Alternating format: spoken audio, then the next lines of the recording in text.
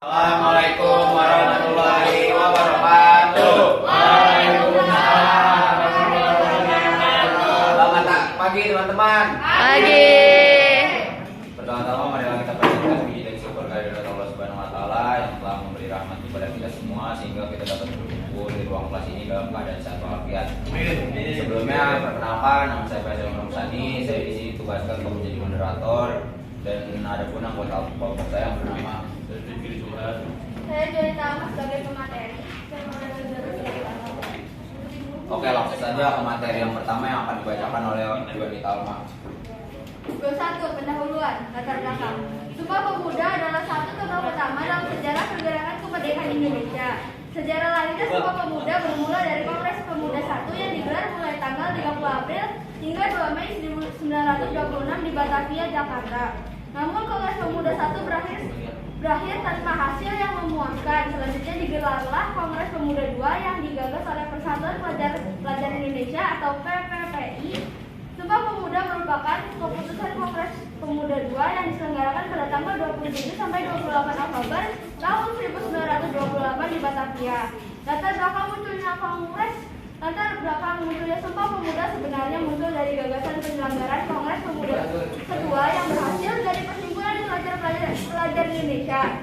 Diketahui bahwa PPPI merupakan sebuah organisasi pemuda yang anggotanya merupakan para pelajar dari seluruh Indonesia. Atas inisiatif PPPI, Kongres dilaksanakan di 3 gedung yang berbeda dan dibagi dalam 3 kali rapat, sehingga menghasilkan Sumpah Pemuda yang kita kenal selama ini. Rumusan masalah: apa yang menjadi latar belakang lahirnya Sumpah Pemuda? Yang kedua, mengapa Pers dapat membawa kemajuan pada masa itu? Yang ketiga, apa saja organisasi yang terdapat pada saat itu? Tujuan dan manfaat. Untuk mengetahui dan memahami apa yang menjadi latar belakang lahirnya Sumpah Pemuda. 2. Untuk mengetahui sebab Pers dapat membawa kemajuan pada masa itu. Yang ketiga, untuk mengetahui terdapat organisasi apa saja yang ada pada saat itu. Bab 2. Isi. A. Politik etis, yaitu pintu pembuka pendidikan modern. Politik etis atau politik balas budi merupakan suatu pemikiran yang menyatakan bahwa pemerintah kolonial memegang tanggung jawab moral bagi kesejahteraan bumi putra. Politik etis merupakan kritik terhadap politik tanam paksa. Pemerintah kolonial Belanda mendorong untuk menguasai seluruh wilayah Nusantara. Kebijakan itu diikuti dengan penaklukan terhadap wilayah-wilayah yang belum dikuasai. Daerah-daerah kolonial yang masih bisa disatukan yang berpusat di Batavia. Serangkaian tindakan penjajahan Belanda tersebut telah menimbulkan banyak perlawanan dari pihak bangsa Indonesia. Strategi perlawanan yang ditempuh waktu umumnya adalah perlawanan bersenjata. Sayangnya perlawanan dalam menghadapi kolonialisme dan imperialisme itu masih bersifat lingkup daerah atau wilayah tertentu. Pemerintah kolonial menerapkan kebijakan ekonomi yang berbasis pada sistem kapitalisme barat melalui komersialisme, sistem moneter dan komoditas barang. Kebijakan itu mendapat kritik dari politikus dan intelektual di Hindia Belanda, yaitu C.Th. van Deventer dalam tulisannya. Dia mengatakan bahwa pemerintah Hindia Belanda telah mengeksploitasi wilayah sejajarnya untuk membangun negeri mereka dan memperoleh keuntungan yang besar. Kritikan itu mendapat perhatian dari berbagai kalangan. Ratu Wilhelmina yang baru naik tahta membuat kebijakan politik etis yang tertuang dalam program Trias van Deventer yang meliputi berbagai berikut. 1. Irigasi, membangun dan memperbaiki pengairan dan bendungan untuk keperluan pertanian. 2. Imigrasi, yaitu mengajak penduduk untuk bertransmigrasi. 3. Edukasi, yaitu memperluas dalam bidang pengajaran dan pendidikan. B. Pers membawa kemajuan. Pada masa pergerakan nasional, pers memegang peran penting dalam melawan ketidakadilan pemerintah pemerintah kolonial Belanda dalam segala bidang. Perlawanan tersebut diwujudkan berupa tulisan-tulisan yang mengkritik pemerintah kolonial. Pada awal abad ke-20, para priai baru menuangkan gagasan melalui pers mengenai isu-isu perubahan. Isu-isu yang dipopulerkan yaitu terkait dengan peningkatan status sosial masyarakat Bumi Putra dan peningkatan kehidupan di bidang sosial, ekonomi, budaya, dan politik. Kemajuan saat diartikan dengan pendidikan, pencerahan, peradaban, modernisasi, dan kesuksesan hidup. Pers merupakan sarana berpartisipasi dalam gerakan emansipasi, kemajuan, dan pergerakan nasional. Pada dekade itu ditandai dengan jumlah penerbitan surat kabar berbahasa Melayu yang mengalami peningkatan. Beberapa surat kabar maupun majalah yang ada pada masa pergerakan nasional sebagai berikut: A. Dermokondo yang dikelola oleh Budi Utomo. B. Utesan India milik Syarikat Islam. C. Surat kabar Mataram yang berisi tentang pendidikan seni, budaya, penderitaan rakyat, dan penindasan serta pergerakan nasional. D. Majalah India Putra milik Ainuddin Sarenini, Perhimpunan Indonesia di Belanda, selanjutnya berganti nama menjadi Majalah Indonesia Merdeka. C. Bangkitnya nasionalisme. Pada abad ke-20, paham nasionalisme memasuki wilayah Indonesia. Perlu diingat bahwa dengan pelaksanaan politik etis telah mendorong lahirnya kaum muda terpelajar. Pemikiran mereka semakin rasional, wawasannya semakin luas dan terbuka sehingga memperlancar berkembangnya paham-paham baru di Indonesia. Paham baru itu misalnya nasionalisme. Paham ini telah mendorong lahirnya kesadaran nasional, kesadaran hidup dalam suatu bangsa Indonesia.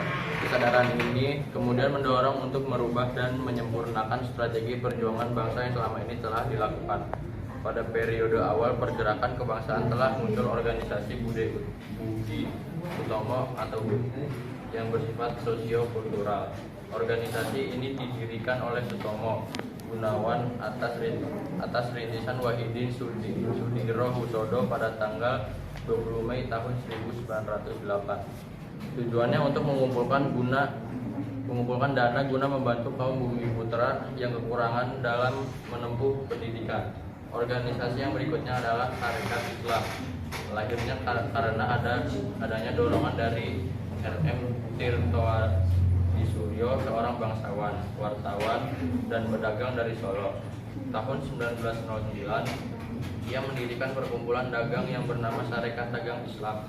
Tahun 1911, KH Samanhudi secara resmi mendirikan Sarekat Dagang Islam. Pada tahun 1912 diubah menjadi Sarekat Islam oleh Hos Cokroaminoto. Pada tahun 1912 itu juga berdiri organisasi yang bercorak politik, yakni Indische Party. Pendiri organisasi itu dikenal dengan sebutan 3 serangkai, yakni Dowesdekker, Dr. Cipto Mangunkusumo, dan Suwardi Suryaningrat, atau dikenal dengan Ki Hajar Dewantoro. Setelah itu IP berkembang pesat di berbagai daerah di Indonesia.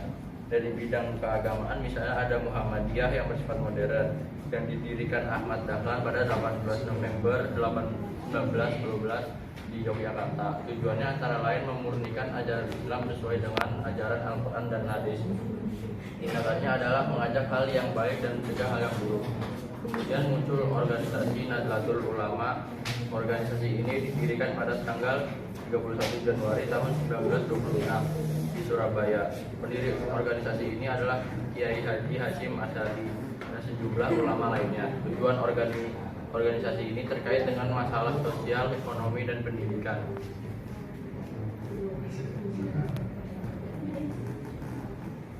Oke, selesai. Selanjutnya sesi tanya jawab. Jika ada yang ingin ditanyakan, dipersilakan.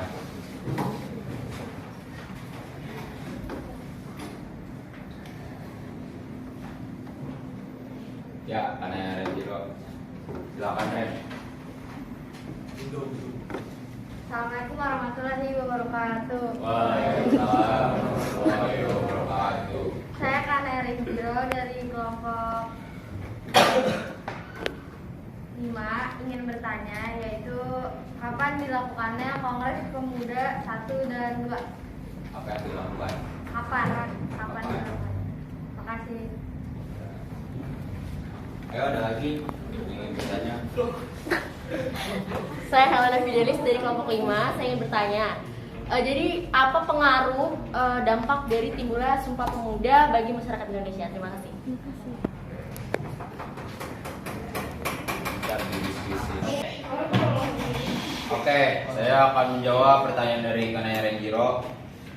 Kongres ini dilaksanakan sebanyak 2 kali, yakni Kongres Pemuda pertama pada 30 April sampai 2 Mei 1926 dan Kongres Pemuda yang kedua yang berlangsung pada tanggal 27 sampai 28 Oktober 1928. Kongres Pemuda 1 yang diketuai oleh Muhammad Tabrani memfokuskan pada pentingnya persatuan dan kesatuan para pemuda untuk mencapai Indonesia merdeka. Gimana jawabannya? Oke, terima kasih.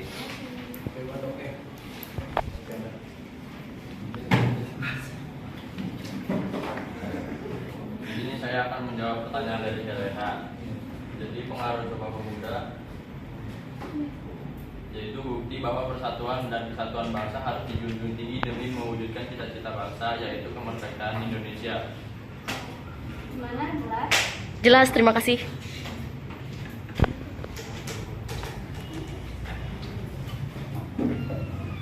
Oke, langsung saja ke bab 3, kesimpulan. Jadi kesimpulannya ya, berbagai kebijakan kolonial yang melahirkan kemiskinan dan penderitaan rakyat telah mendapat kritik keras dari politikus dan intelektual Belanda. Van Deventer, kritik itu mendapatkan perhatian dari pemerintah Belanda. Kemudian dibuatlah kebijakan meningkatkan kesejahteraan rakyat yang dikenal dengan politik etis. Politik etis ini meliputi bidang pendidikan, irigasi, pertanian, dan emigrasi atau transmigrasi. Bidang pendidikan membuka wawasan bagi kaum muda terpelajar. Mereka adalah golongan baru yang membawa ide-ide pada kesadaran kebangsaan. Sarana komunikasi dan transportasi adalah hal penting yang menghubungkan para kaum terpelajar untuk membentuk suatu ideologi kebangsaan. Berkembangnya pers atau media cetak telah menggerakkan ide-ide kemajuan sehingga lebih memacu berkembangnya ideologi dan pergerakan kebangsaan. Pada fase kebangkitan nasional mulai berkembang berbagai organisasi pergerakan yang mengusung ideologi kemajuan dan kebangsaan, bahkan juga politik untuk pembebasan rakyat dari penjajahan. Berbagai organisasi yang berkembang di era kebangkitan nasional, baik yang bercorak keagamaan ataupun yang sekuler, bercorak kedaerahan ataupun yang bersifat nasional, yang kooperatif ataupun yang non kooperatif, yang pemuda maupun yang wanita tampaknya belum mampu menciptakan persatuan yang kokoh untuk sama-sama melawan penjajah. Mereka masih memikirkan bagaimana organisasinya berkembang. Hal ini menjadi pemikiran serius dari kalangan pemuda untuk mewujudkan pergerakan persatuan dan kesatuan di antara berbagai organisasi.